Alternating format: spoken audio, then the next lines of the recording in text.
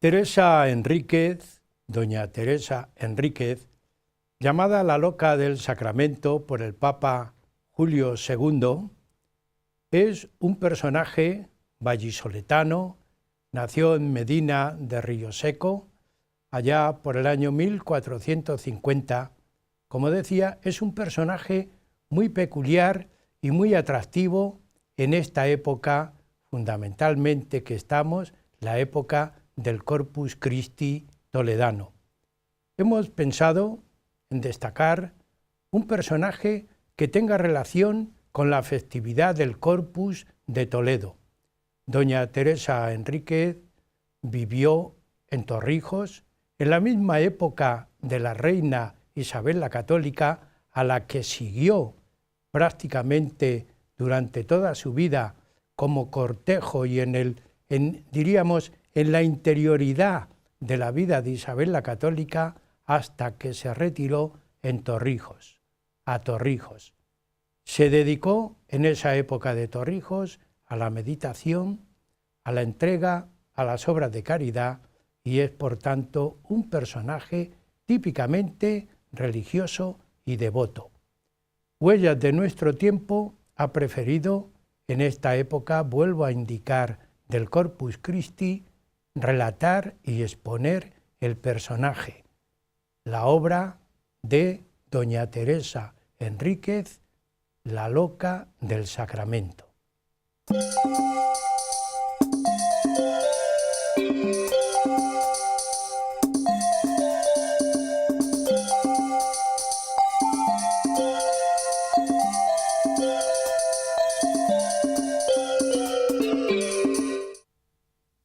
Personaje, doña Teresa Enríquez, muy devota, dedicada a la contemplación y dedicada al Santísimo Sacramento.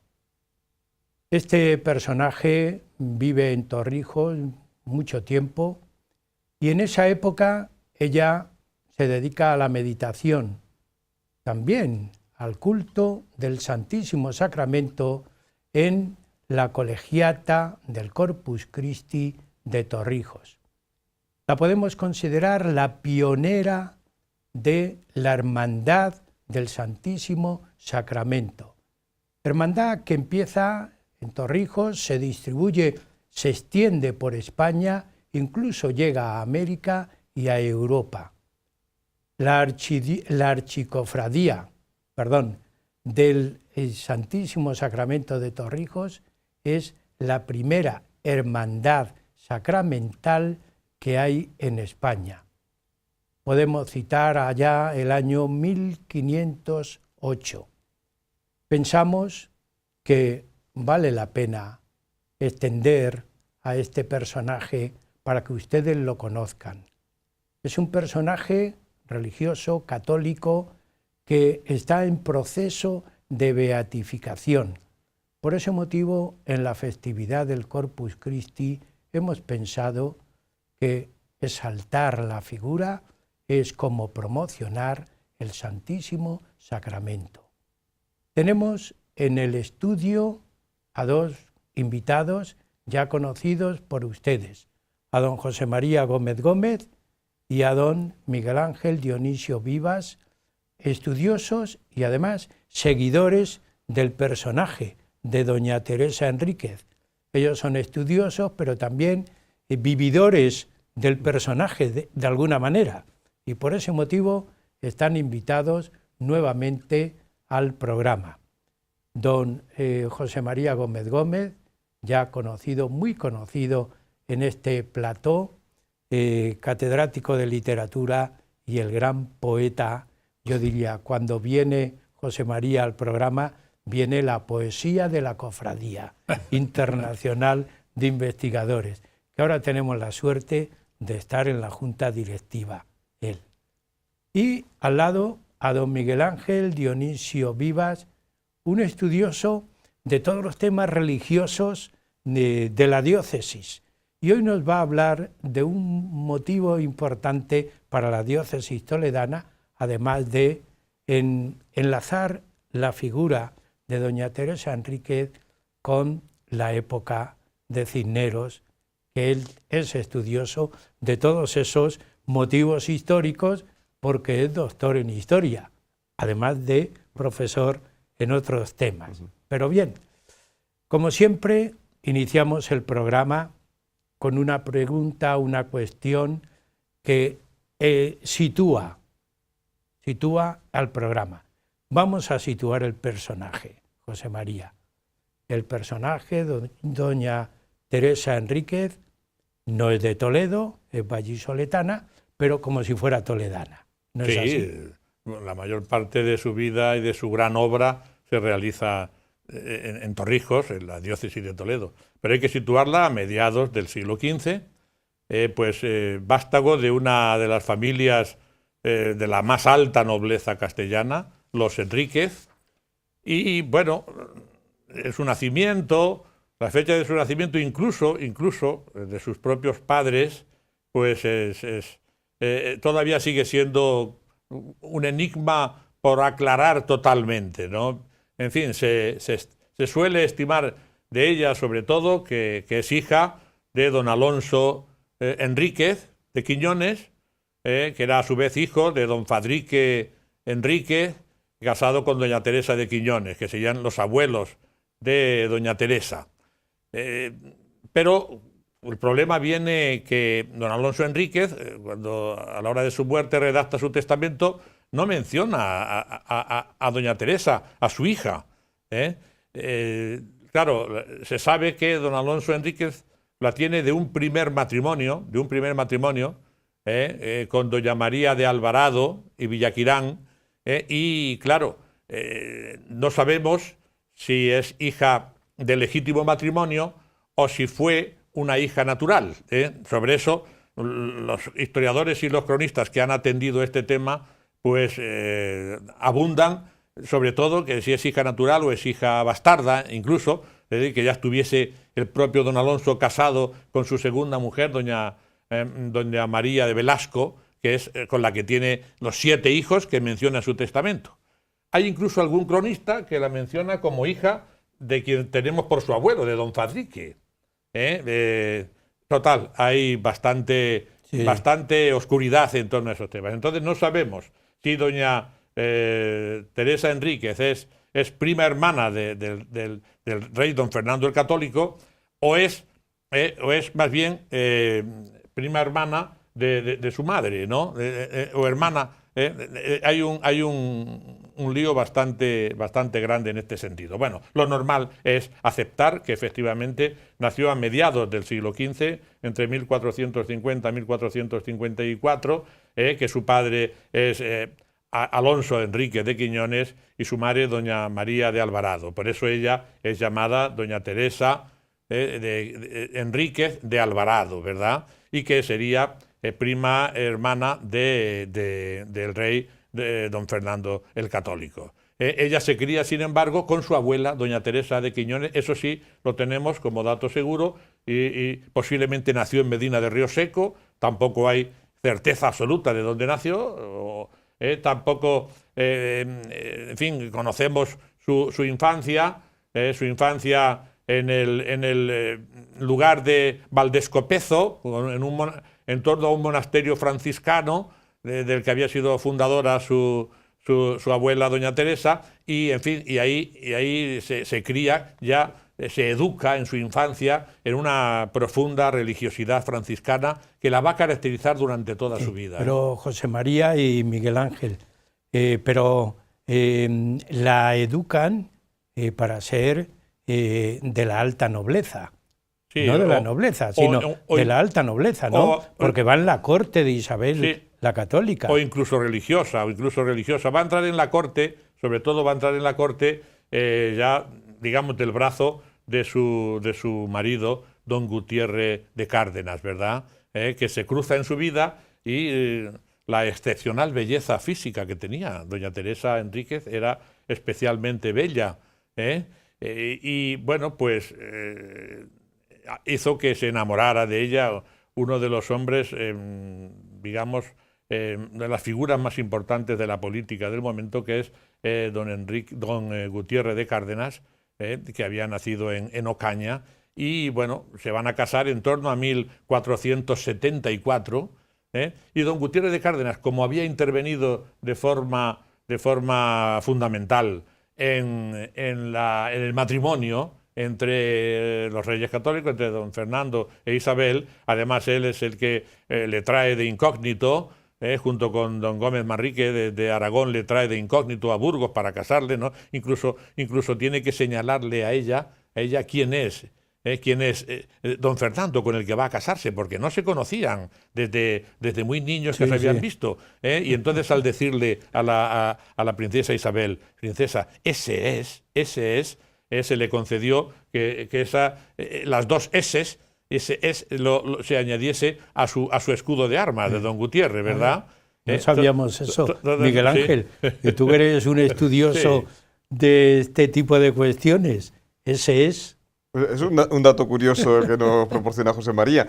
Y es muy importante esto que señala del matrimonio con don Gutiérrez de Cárdenas, porque va a ser lo que va a permitir a doña Teresa entrar de lleno en el mundo de la alta política castellana de la época. Gutiérrez de Cárdenas va a ser nombrado contador mayor de Castilla, que sería algo así como el ministro de Hacienda. De tal manera que pronto el matrimonio va a ser una de las principales fortunas de Castilla. Lo que a su vez va a permitir explicar la gran labor que va a realizar Teresa Enríquez. Porque ella, sobre todo cuando enviude, va a dedicar...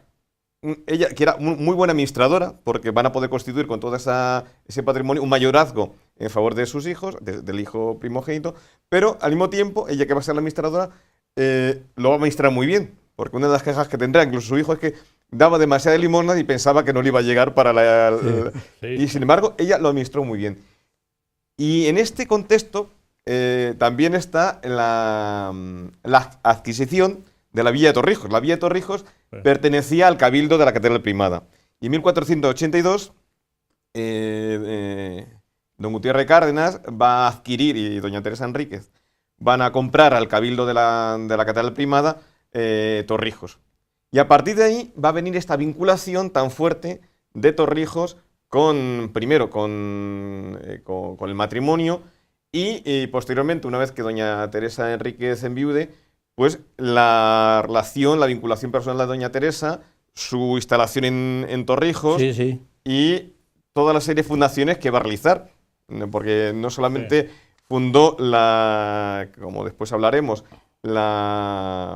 un convento de una orden que estaba también muy relacionada con el ambiente toledano de reforma religiosa de la época que estuvimos analizando en anteriores programas sobre Cisneros. La orden de las concepcionistas que fundó Santa Beatriz de Silva. Bueno, el segundo convento concepcionista va a ser fundado en Torrijos, pero además fundará, José María nos lo ha dicho, ella tuvo una formación muy influida por el franciscanismo, va a fundar un convento de franciscanos en Torrijos y por último va a construir, gracias a las rentas que ella tenía, pues esa colegiata tan espléndida, la que estamos celebrando el quinto centenario, que también es uno de los motivos por los que hoy tenemos este programa. Una colegiata vinculada de nuevo al culto eucarístico. José María, la hemos dejado, todavía no tiene contacto con la reina católica, pero yo dije que perteneció a la corte, ¿no? Es decir, tuvo participación activa en la corte con la reina Isabel, aunque, según estáis planteando, ella no era dada al boato político, ni a intervenciones políticas de ningún tipo. Iba por otro camino, pero accedía, se sometía y aceptaba ciertos momentos, ¿no es así? Vamos a ver, es que tanto ella como del brazo, digamos, de su marido, que como ha dicho Miguel Ángel, primero fue maestresala de la princesa, después fue mayordomo y finalmente ya después del matrimonio de los reyes va a ser contador mayor del reino inmediatamente, ¿no? que acceden al trono, y eso significaba ser continuo con los reyes, estar permanentemente en compañía de los reyes. Es decir, que ya desde ese momento empiezan a residir en las posadas por donde van accediendo los reyes. porque el contador mayor tiene que estar permanentemente al lado del rey, porque es el que tiene que firmar todo lo que hay que desembolsar, cualquier cosa que hay que pagar, cualquier acuerdo. Hay que pagar. Y como miembro, claro. Y él va siempre, y la reina, y Juana Enríquez, perdón, Teresa Enríquez es continua de la reina, con Beatriz Galindo, con Beatriz de Bobadilla, con doña Juana de Mendoza, que es la esposa de Gómez Manrique, y que Gómez Manrique está como corregidor en Toledo, pero doña Juana está siempre como continua de la reina. ¿Cuál es la colaboración, la gran colaboración inicial que tienen? Pues con motivo ya de la guerra de Granada, Juana Enríquez, con estas otras damas de la corte que hemos dicho, pero de manera especialísima, Teresa Enríquez, con la reina Isabel, se encargan del hospital de la reina, que así se llama, es decir, el primer hospital de sangre que existe en la historia. Lo crea la reina Isabel con doña Teresa Enríquez para atender a todos los heridos en las campañas de la guerra de Granada. Y allí, por doquier que va el frente, en una distancia prudente, se mantienen hasta seis grandes tiendas con las camas que ellas, con sus saberes que tienen, la reina Isabel sobre todo, pues van atendiendo, y además ellas ejercen como enfermeras. Es decir, podríamos decir una primera Cruz Roja, ¿no? De alguna manera sí. Sí, de alguna manera es la primera Cruz Roja que existe ya en la segunda mitad del siglo XV. Y al mismo tiempo, importantísimo ya, porque toda la vida de doña Teresa Enríquez se centra en el culto, en el respeto, en la limpieza, en la atención al Santísimo Sacramento.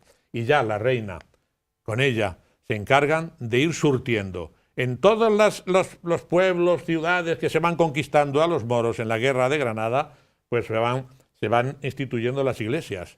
Y hay que prepararles, ellas se encargan de los sagrarios, de los vasos sagrados, de los ornamentos, de los libros, todo esto para surtir con la mayor atención y delicadeza a las iglesias, muy bien asesoradas por Fray Hernando de Talavera. Luego ya el cultivo del Santísimo Sacramento y la obsesión por la limpieza de los sagrarios y porque tuviesen un sagrario limpio, de tal manera pues que ellas tienen que encargar a los orfebres, y llega un momento en que la propia doña Teresa Enríquez creará su propio taller en Torrijos, taller de ornamentos y taller de orfebrería para hacer sagrarios, para hacer cálices y copones, para hacer ornamentos litúrgicos, y ya durante la guerra de Granada ya está. Luego, otra cosita antes, porque ellos adquieren Torrijos y Alcabón, lo compran efectivamente al Cabildo, pero antes, y vemos la gran fortuna que va amasando don Gutiérrez, antes, en 1472, él ha adquirido en 1474, ha adquirido a Alonso Carrillo, el sobrino del arzobispo de Toledo, le ha comprado Maqueda y su señorío. Que entonces es mucho más importante que Torrijos. Torrijos va a adquirir importancia después con ellos, pero Maqueda y construyen el castillo, todo eso, ¿no? Maqueda reconstruyen el castillo. Por 16 cuentos de maravedís. 16 millones de maravedís tiene ya entonces de fortuna. Torrijos y Alcabón lo compra por 5 cuentos y medio de maravedís. 5 millones y medio de maravedíes. Todo eso es la gran fortuna que va amasando don Gutiérrez la de diócesis, Cárdenas. Sí. ¿Cómo eso, Miguel Ángel, se va situando? Sí. Bueno, en relación con el ducado de Maqueda, habrá que recalcar que cuando se cree la colegiata de Torrijos, esta colegiata va a quedar bajo el patronazgo prácticamente hasta el siglo XX de los duques de Maqueda, que era el título que realmente era importante. Porque es el mayorazgo que ellos fundan. A la colegiata de Torrijos. Una vez que sea creada, como veremos a continuación, la colegiata de Torrijos, esta colegiata va a tener, con muchas iglesias de la época, un patronato, en este caso un patronato laico, y que está vinculado a la casa ducal de Maqueda. Pero antes de que avancemos, quisiera volver sobre un punto de la Guerra de Granada, porque la Guerra de la Granada permitió a don Gutiérrez de Cárdenas también adquirir unos territorios dentro de lo que era el antiguo reino de Granada. Pues doña Teresa en este territorio va a demostrar un interés muy fuerte por la evangelización de los moriscos. Y en este caso va a recurrir, curiosamente, a los agustinos. Si bien casi toda la labor de doña Teresa está vinculada a los frailes franciscanos, por esa espiritualidad franciscana que ella ha vivido, por esa espiritualidad que de alguna forma es la que en estos años está viviendo la cabeza de la Iglesia de Toledo, que es el cardenal Cisneros. Pues bien, ella para atender, porque era una de sus preocupaciones, porque siempre la adoración eucarística, el culto eucarístico, va unido inseparablemente a la atención, a la preocupación, a las obras de caridad. El amor a Cristo Eucaristía se concreta y se expresa en amor a los hermanos.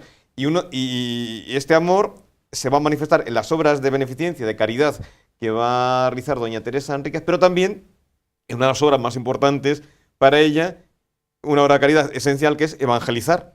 Y por eso ella va a promover la evangelización por medio y a través de los agustinos de los moriscos granadinos de los territorios que le correspondían a su esposo. La Taja de Marchena. Efectivamente, Marchena. Taja, que sí, con H, pero la Taja de Marchena, pues, que es ese espacio que le correspondió, sí. Efectivamente, bueno. Estamos haciendo la semblanza del personaje. Está en la corte, está en Granada y se ha casado bien casada, con posibilidades para poder luego hacer esa divulgación religiosa y caritativa que va en su propia esencia, ¿no? Como persona. Pero al casarse habrá dedicado algún tiempo a la familia y a su familia. Sí, efectivamente. Hay que señalar que también don Gutiérrez, y ahora pasamos a eso, don Gutiérrez también es parte importante en la elección de Cisneros, y ya tú de esto hablarás un poco más seguramente, ya de Cisneros en la vida de don Gutiérrez y sobre todo en la vida luego ya de doña Teresa Enríquez, ¿no?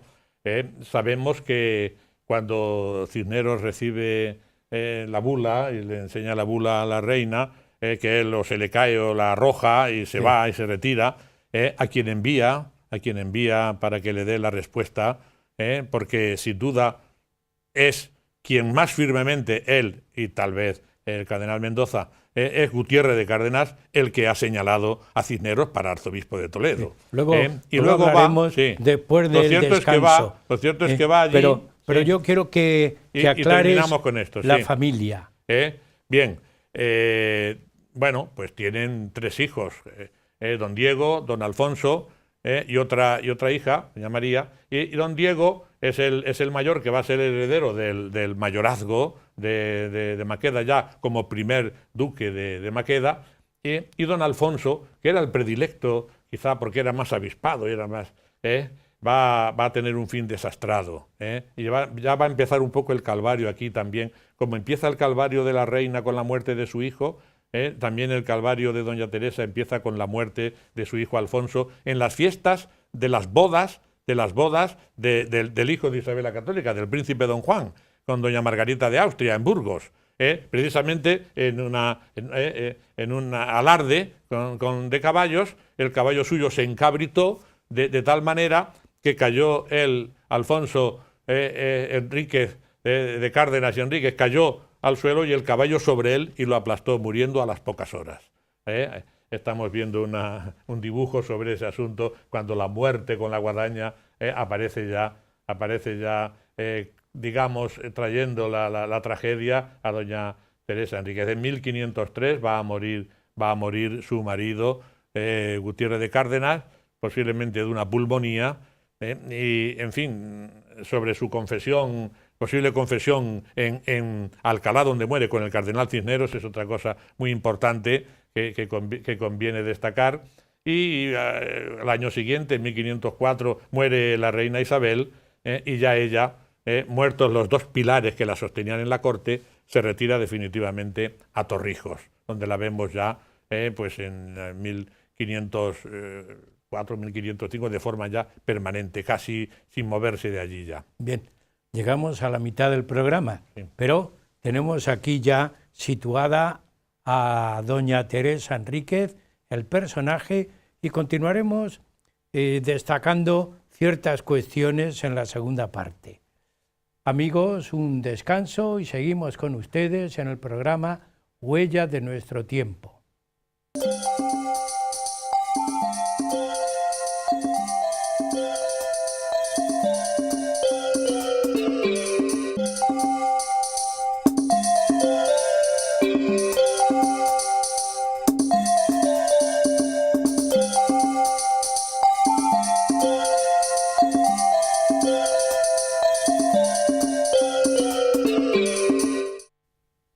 Huellas de nuestro tiempo está presentando hoy en el programa a un personaje que teóricamente es toledano, aunque prácticamente no nació en Toledo.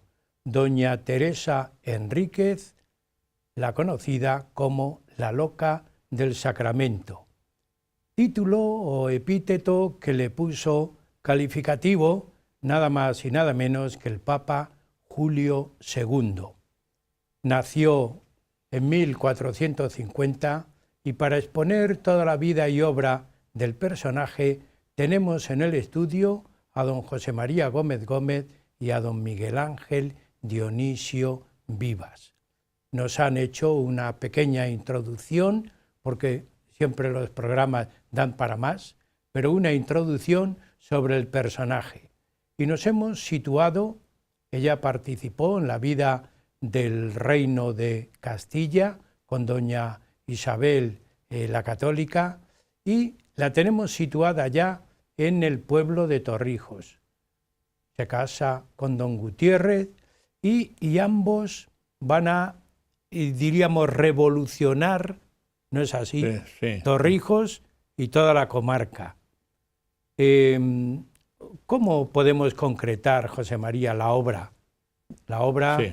de Palacios, la obra de la Colegiata, no sé, todo ese tipo de obras que han quedado históricamente. Sí, en Torrijos. algunas desaparecidas. Pero ¿cómo y podemos situar esa época? Y otras siguen bien. Bueno, Ya en Torrijos. vamos a Sí. situarlo en un momento clave. La muerte de don Gutiérrez de Cárdenas. Él pide confesarse con el cardenal Cisneros. Él tiene unos escrúpulos tremendos, cree que no se va a salvar. Algo le va a pasar también a Carlos V. Y pide confesarse porque tiene un escrúpulo de que se le ha achacado y se le ha acusado de que se ha enriquecido de forma ilegal a base de cohecho y de enriquecimiento ilícito toda la gran fortuna que ha hecho.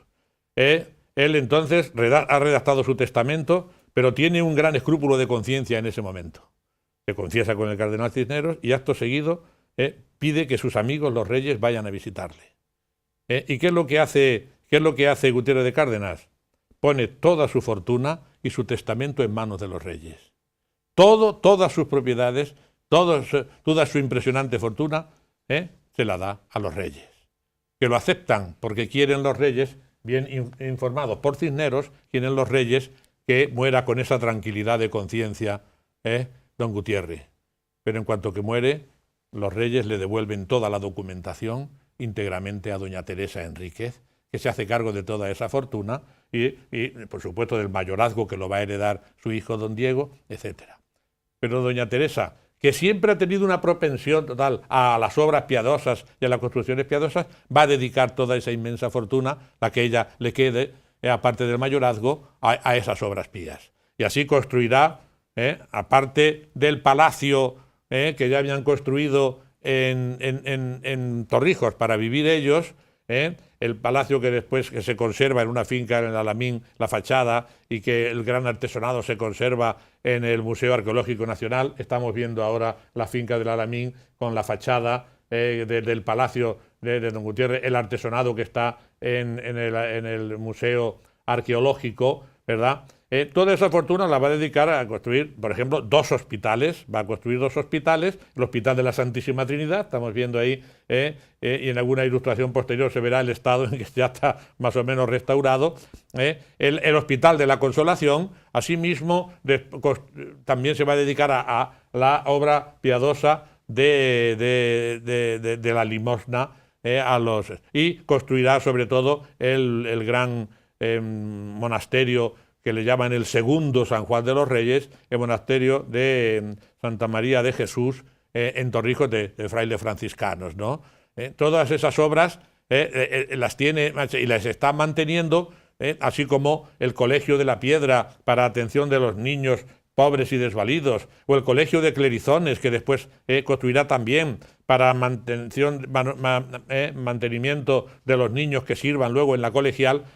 Todas esas son fundaciones suyas. Y ella misma con sus propias manos, pues repartía las limosnas, una escudilla de sopa o de legumbres, y una tajada de carne o una sardina y un bodigo de pan a todos los mendigos, que en aquellos años de comienzos del siglo XVI, de grandes pestes en toda la comarca y en España, pues acudían en masas, ¿no? Y en medio de todo eso, ella mantiene, por supuesto, su principal preocupación es el Santísimo Sacramento. Miguel Ángel, doña Teresa y el Santísimo Sacramento, que es también una de las preocupaciones que este programa tiene en esta época del Corpus, ensalzar y destacar el Santísimo Sacramento. No hay ni palabras ni apelativos para poder aclararlo, porque el nombre ya lo dice todo. ¿Cómo situamos esta gran preocupación de ella? Pues ya antes hemos indicado como un aspecto esencial en la vida, en la espiritualidad de Teresa Enríquez, es la devoción al Santísimo Sacramento. Y a partir de aquí va a venir lo que va a ser una de sus grandes aportaciones, la creación de una archicofradía del Santísimo Sacramento, pero curiosamente es consecuencia o viene a raíz de una intervención que tuvo Teresa Enríquez en Roma. Teresa Enríquez se entera, llega a sus oídos, que en ciertas parroquias de Roma, pues el Santísimo Sacramento estaba en vasos de poca calidad o bastante descuidado, que a veces cuando se llevaba el viático a los enfermos no se hacía con el decoro suficiente o se hacía muy pobremente. Y ella, a través de un fraile franciscano, va a enviar a Roma una serie de donativos, incluso también obras de orfebrería, para atender el culto del Santísimo Sacramento. Sobre todo, ella descubre que en la Basílica de San Lorenzo in Damaso, una basílica que está unida al edificio de la Cancellería, pues hay una cofradía sacramental. Y ella se va a preocupar mucho por ella. Y va a procurar que el Papa, que a la sazón era el Papa Julio II, pues también tenga preocupación por esta cofradía. De hecho, el Papa se va a inscribir como hermano cofrade. A partir de ahí va a ser cuando Teresa Enríquez va a tratar de reproducir en Torrijos algo similar. Va a ser el momento en el que ella va a pedir al Papa la erección de la archicofradía del Santísimo Sacramento en Torrijos, y es el momento en el que el Papa, ante esta efusión de devoción eucarística de doña Teresa Enríquez, es cuando la va a denominar la loca del Sacramento, embriagada con la sangre de Cristo. Con el vino celestial. Sí. Y con el vino celestial. Bueno, pues doña Teresa va a crear en Torrijos esta archicofradía con la finalidad de fomentar, de cultivar, de dignificar el culto al Santísimo Sacramento. Y como consecuencia de la creación de esta cofradía vendrá la erección de la colegiata de Torrijos, porque y yo creo que esto es un paralelismo muy curioso. Igual que Cisneros, para la dignificación del culto eucarístico en la Catedral de Toledo y de la solemnidad del Corpus, va a hacer que se construya por parte de Enrique de Arfe esa gran estructura, esa torre, para albergar la custodia que él había comprado de la testamentaria de Isabel la Católica. Doña Teresa Enríquez hace construir esa magnífica colegiata de Torrijos, que yo creo que también debemos aprovechar para que nuestros telespectadores, si no la conocen, se acerquen a Torrijos en estos días, se acerquen a conocer a la figura de doña Teresa Enríquez, cuyo cuerpo incorrupto está en las Concepcionistas, y que descubran esa joya que es la colegiata del Santísimo Sacramento, que estamos celebrando en este año el 500 aniversario de su consagración, porque se construyó en un proceso de 10 años. Sí. Doña Teresa Enríquez, justo en el momento de comenzar a potenciar este culto eucarístico, de esta creación, de esta archicofradía, que va a ser, como José María nos decía al principio de este programa, va a ser la madre de todas las cofradías eucarísticas de España y de América, que derivarán de ahí. Pues va a comenzar la construcción de la gran colegiata con un cabildo que además tendrá una función muy, muy curiosa. Los capitulares, los canónigos de la colegiata de Torrijos, una vez que ésta sea erigida, pues tenían como una de sus funciones la de informarse de aquellos lugares, aquellas parroquias, no solamente de la diócesis de Toledo, en las que, bueno, pues había pobres tabernáculos o había vasos de poca calidad, para tratar de atenderlos, proporcionarles sagrarios en condiciones, procurar que hubiera vasos eucarísticos dignos. Luego se creará, como también nos decía José María, pues toda esta pequeña industria de culto eucarístico, taller, ornamentos. Pero esto es como consecuencia, sería de alguna forma el contenedor de lo que para ella era mucho más precioso, que era el culto al Santísimo Sacramento.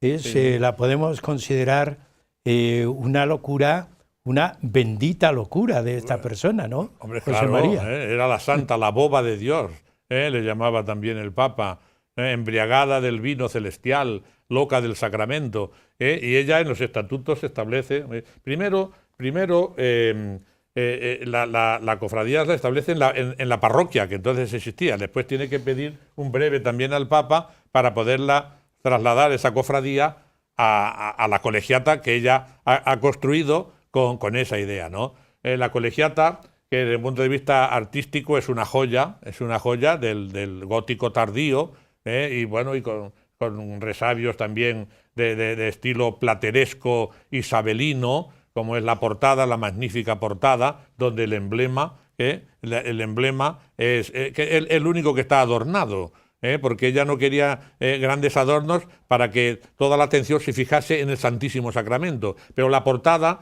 tiene como tema central, precisamente en el tímpano, también un Santísimo Sacramento, ¿no? Ahí lo estamos viendo, es como un altar, como un pequeño retablo magníficamente trazado, con el cáliz y la sagrada forma, ¿verdad? Presidiendo la entrada noble de la... todo lo demás está exento de es sobria, como vemos, construida, según el profesor Azcárate, mi profesor de Historia del Arte en mis años universitarios, gran estudioso, magnífico estudioso del arte, por Antón Egas, que era el suegro de... Enrique Egas. Era el suegro, de Alonso de Covarrubias, sí, que trabaja también aquí, ¿no? Y padre de Enrique Egas. Sí, efectivamente. Bien, pues, o hermano, es que ahí también tenemos otro lío como sí, con doña Teresa Enríquez. Bien, lo cierto es que, bueno, el magnífico retablo... Bueno, estamos viendo en este momento la capilla del Santísimo Sacramento de San Lorenzo in Damaso, donde fundó precisamente, he conseguido estas fotografías que me las ha cedido nuestra compañera de la cofradía, Rocío López, también, la Basílica de San Lorenzo in Damaso, que es donde ella funda la cofradía del Santísimo Sacramento, inicialmente. Después pedirá también otro breve al Papa, y esa es concretamente la capilla, donde hay además hay una inscripción allí. Ahí tenemos a Rocío López señalándonos cómo precisamente por su sincera devoción y por su amor flagrante, dice, por su ardor hacia la Eucaristía, aquí Teresa Enríquez fundó precisamente la cofradía y la dotó, etcétera, en el año 508, es la fecha que pone ahí también, ¿no? Y que precisamente es el año que ella también quiere que se... como me han mandado la fotografía, Rocío López, la estamos viendo y le agradecemos la atención del origen de las cofradías allí tenía en que San haber Lorenzo venido al Dámaso. programa. Sí, pero está tareadísima eso. Tenía que estar con nosotros. Efectivamente, sí, porque ella además ha sido secretaria de la parte diocesana del proceso de beatificación, cuya positio fue aprobada ya a finales del año pasado y ahora está pues en el dictamen de los santos, que va avanzando el proceso de beatificación. Seguimos un poco con doña Teresa Enríquez. Bueno, diría yo, es más que suficiente destacar todo ese empuje que hizo a la adoración del Santísimo Sacramento. Eso ya sería único e irrepetible.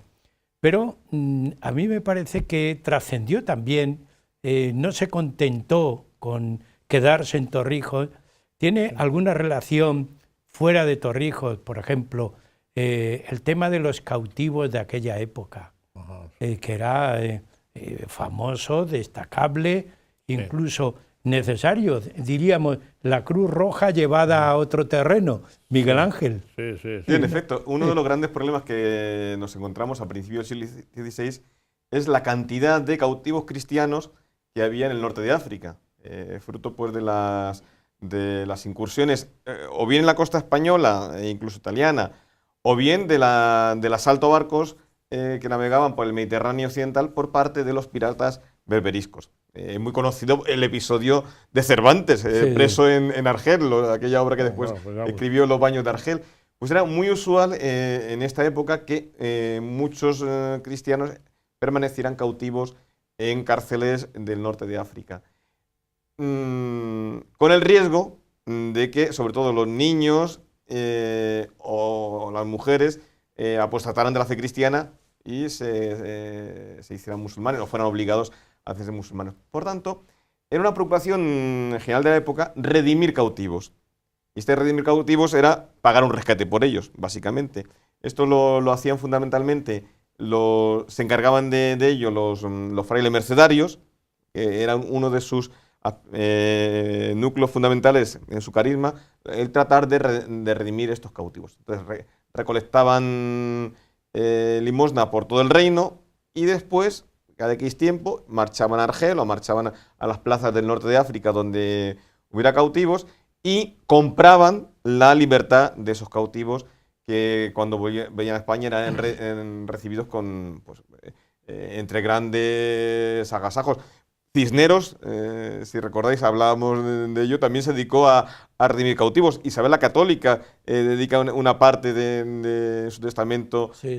Era muy usual en los testamentos de la época dedicar una serie de mandas a la redención de cautivos. Pues doña Teresa también se preocupó de esta redención y dedicó ingentes sumas para que estos cautivos pudieran regresar a España. Ella se vio muy afectada al recibir los cautivos liberados, primero en Álora, la bien cercada. De ahí se mandaron las primeras cadenas que se mandaron a San Juan de los Reyes, fueron de los cautivos rescatados en Álora. Después también asistió al rescate de los cautivos en Málaga, cuando la conquista de Málaga volvieron a enviarse cadenas. Y después cuando también la rendición de Granada, ¿verdad?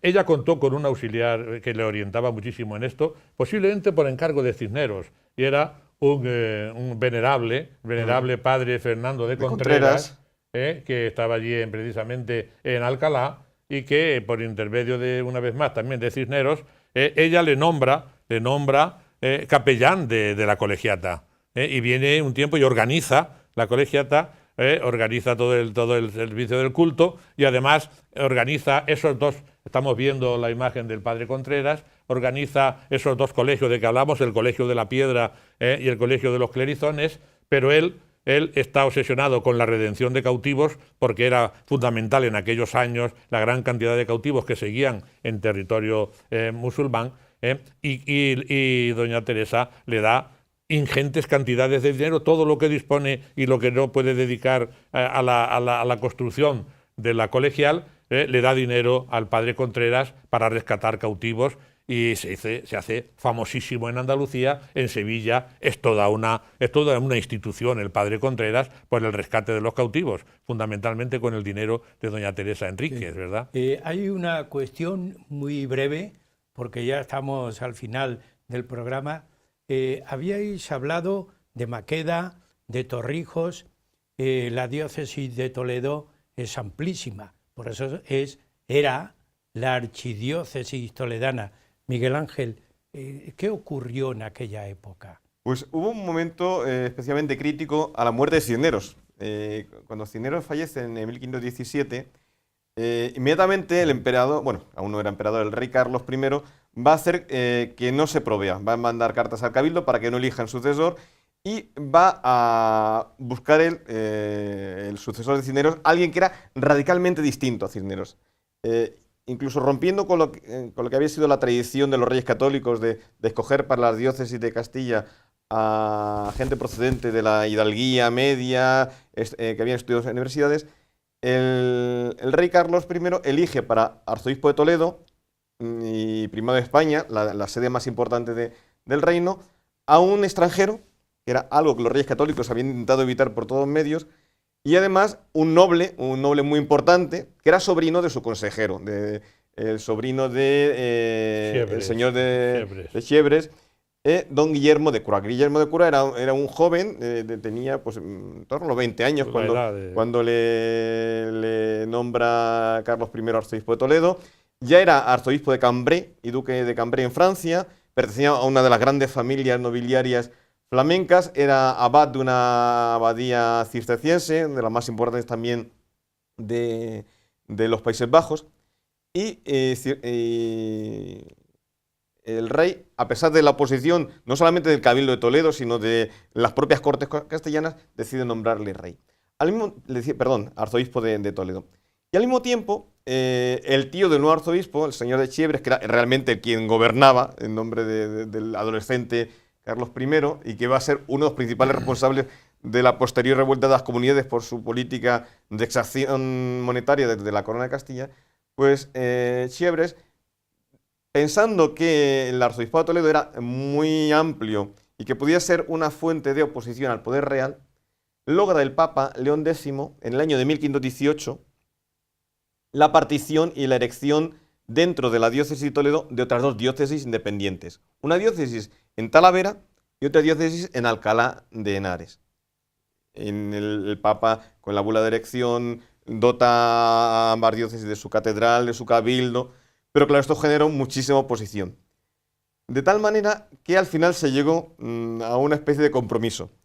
El Cabildo de Toledo, a pesar de la reticencia y del rechazo que había mostrado al nombramiento del nuevo arzobispo, de un extranjero, de alguien tan joven, pues decidió aceptar el mandato real, pero con la condición de que la partición de la diócesis no se llevara a efecto. De tal manera que inmediatamente, todo esto en un año, en 1518. Es una aclaración de la época muy interesante. Inmediatamente el rey logró del Papa León X de nuevo la anulación de las bulas y la reintegración de todo el territorio diocesano de Toledo. María, nos queda muy poco de tiempo, pero yo quiero por lo menos una cuestión. Está enterrada doña Teresa Enríquez en Torrijos, ¿no? Sí, está, ya no enterrada, está conservada en una urna. Bien, pero ahí está. Yo quería que aclararas eso.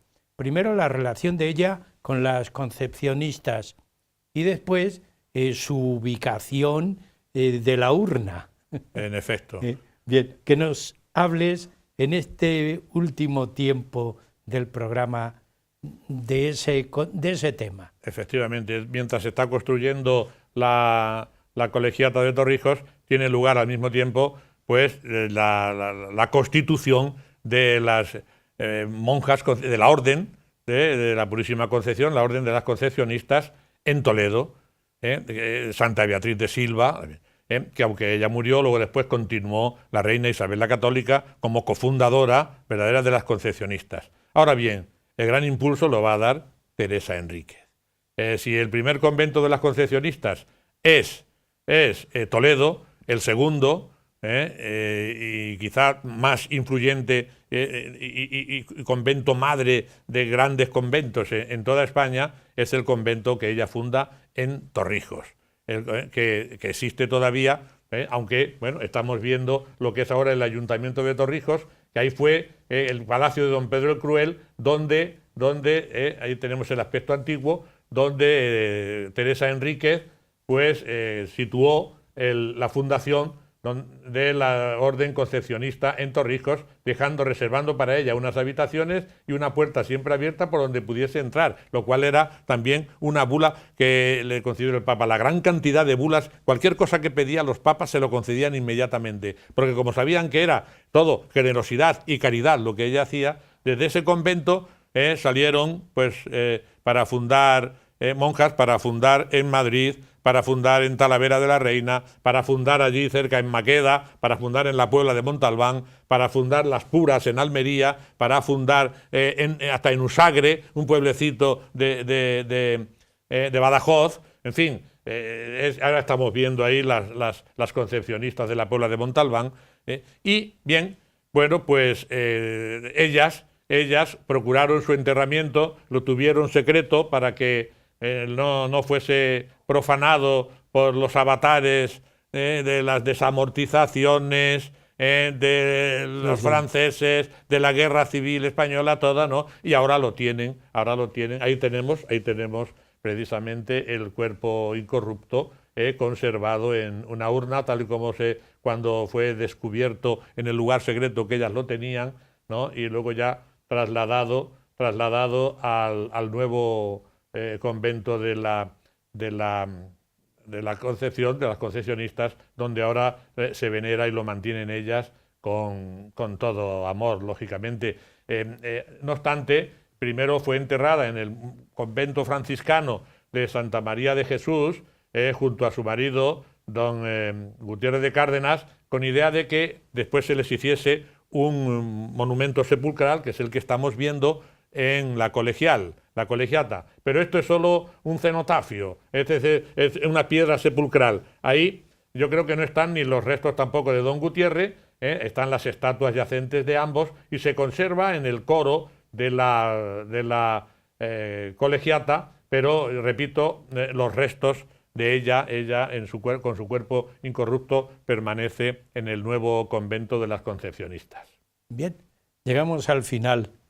Miguel Ángel y José María, no podemos terminar ningún programa donde estáis vosotros dos sin que José María nos obsequie con uno de sus poemas, porque si no, no terminaríamos bien el programa, José María. Efectivamente. Así que, si está preparado... Solamente una puntualización, saber que luego después la Cofradía del Santísimo Sacramento, fundada en Roma, en San Lorenzo in Damaso, se ascribió a la iglesia de Santa María sopra Minerva, donde la ceremonia que se celebraba, que era una procesión por las naves, ha permanecido en la tradición del Santísimo Sacramento en España como la procesión de Minerva. Lo digo porque en mi querido pueblo, en Parrillas, lo mantenemos los terceros domingos de mes. En muchos pueblos de la diócesis sigue esta tradición el tercer domingo de mes celebrar la Minerva, esta procesión eucarística dentro del templo. Que sepan que es una ceremonia que proviene de la cofradía en la iglesia de Santa María sopra Minerva de Roma, fundada por Teresa Enríquez. Y ya sin más, voy a dedicar estos breves versos, este soneto a Teresa Enríquez, como loca del sacramento. Su vida siempre fue la Eucaristía, el culto de Jesús sacramentado, del Dios vivo que en pan se nos ha dado, alimento y afán de cada día. Con sus manos, con qué emoción, cernía y recentaba el trigo triturado, estrujaba el racimo ya cuajado y en bendecidas orzas lo vertía. Ante su celestial virtud rendido, el Papa proclamaba conmovido: Teresa Enríquez, brasa enardecida, del vino celestial vivió embriagada, santa y boba de Dios, enamorada, loca del sacramento que da vida.